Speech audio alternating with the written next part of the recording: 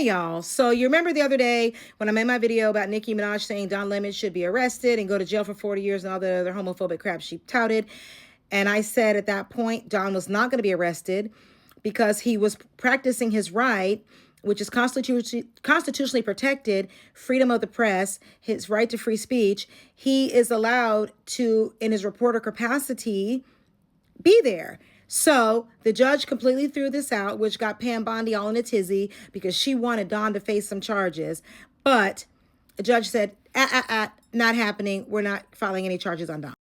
They did, however, arrest Chantel Allen and Nikema Levy, the two women that were kind of organizing this. They did arrest them today, and they charged them with violating the civil rights that prohibits two or more people conspiring to interfere with a constitutionally protected right, which the constitutionally protected right is your right to fellowship and worship. So they're charging them with civil rights violations, which is actually hilarious because now y'all like civil rights. Now civil rights applies when it calls for going against white people in a church.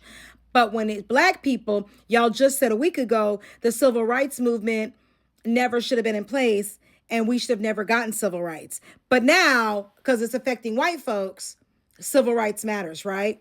Ridiculous. But even in this case, the judge threw out the FACE Act charges against these women as well. He said there was no threats of violence or obstruction of the people to leave the church. There were, so this won't fly, which is what I said about them too.